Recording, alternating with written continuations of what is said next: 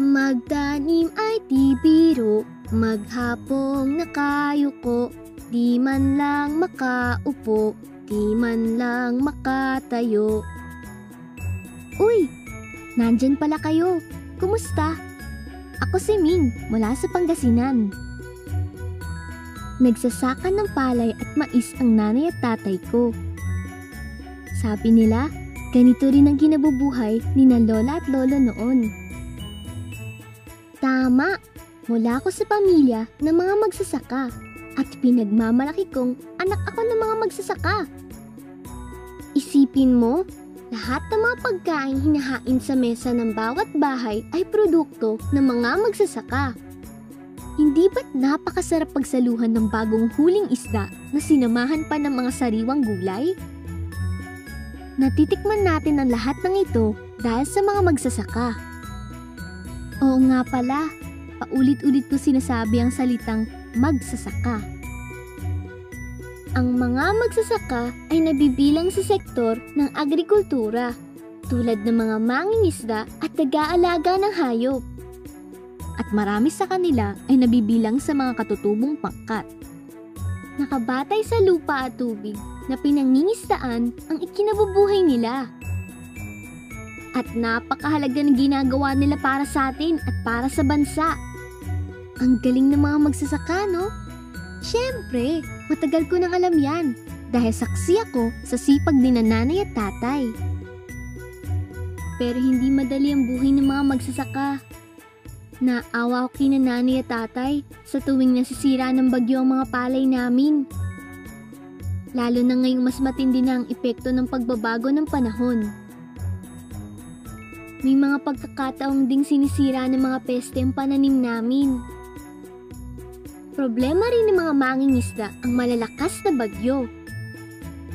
Naalala ko rin, hirap na hirap ang mga nag-aalaga ng baboy sa bayan namin noon dahil sa African swine fever.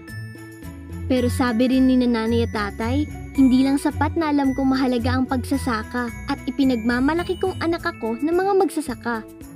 Importante rin daw na malaman at maintindihan ko at ng iba pang mga magsasaka ang karapatan nila. Alam niyo ba kung anong ibig sabihin ng karapatan? Ang karapatan ay anumang dapat na tinatamasa ng isang tao o ng mga mamamayan.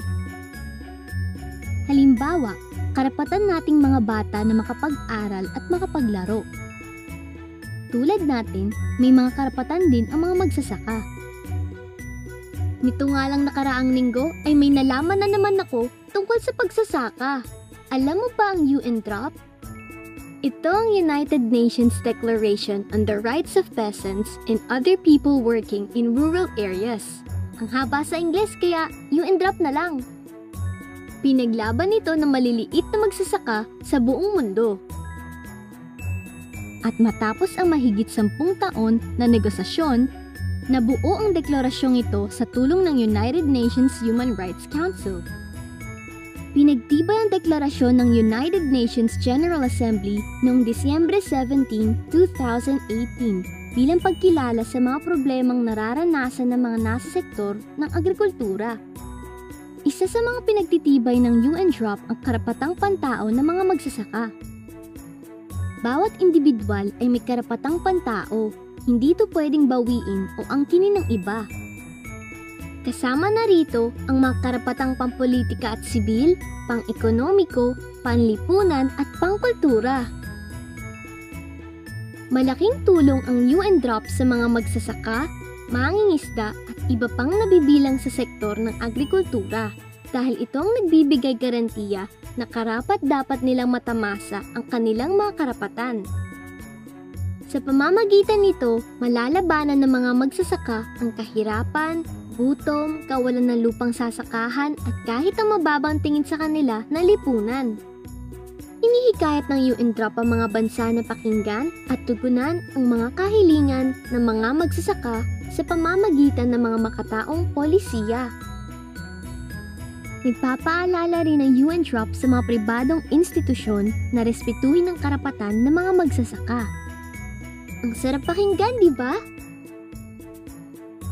Nung ikinukwento nga sa akin ni nanay at tatay ito, Kitang-kita ko ang ningning sa mga mata nila. Isa sa mga karapatang isinusulong ng UNDROP ay ang paglahok ng mga magsasaka sa mga usaping may kinalaman sa kabuhayan nila. Hinihikayat ang mga katulad ni nanay at tatay na aktibong makilahok at makibahagi bilang individual man o sa pamamagitan ng mga organisasyon sa pagbubuo ng mga polisiyang isinusulong ng mga mambabatas na makakaapekto sa kabuhayan, lupa, tubig at mismong buhay nila. Binibigyan diin din ng UNDROP ang karapatan sa binhi o right to seeds ng mga magsasaka. Sakop ng karapatang ito ang karapatang maprotektahan ang tradisyonal na kaalamang may kinalaman sa pagtatanim ng mga binhi para sa pagkain at agrikultura. Karapatang mapanatili, makontrol, maprotektahan at mapaunlad ang sarili nilang binhi gamit ang sustainableng pamamaraan. Kasabay nito, inaasahan naman ng pamahalaan na kikilos para igalang, protektahan at tugunan ang karapatan sa binhi, pati na rin ang sariling sistema sa pagbibinhi ng mga magsasaka. Napakahalaga nito dahil may malawak at malalim na kaalaman ang mga magsasaka sa agrikultura.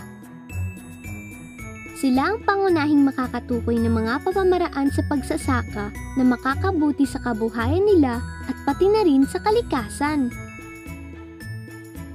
Ang tawag sa ganitong pamamaraan ay agroecology. Tinitiyak ng ganitong paraan ng pagsasaka na napoprotektahan pa rin ang kalikasan habang patuloy na lumilikha ng mga produktong pang-agrikultura. Ang galing, di ba? Kitang-kita ko ang pagbabago kina nanay at tatay mula nang may paliwanag sa kanila ng isang NGO ang tungkol sa UNDROP. Sa katunayan, aktibo na silang miyembro ng samahang magsasaka dito sa bayan namin. Iba talagang nagagawa ng kaalaman, ano? Samahan pa ito ng sama-samang pagkilos ng mga mamamayan.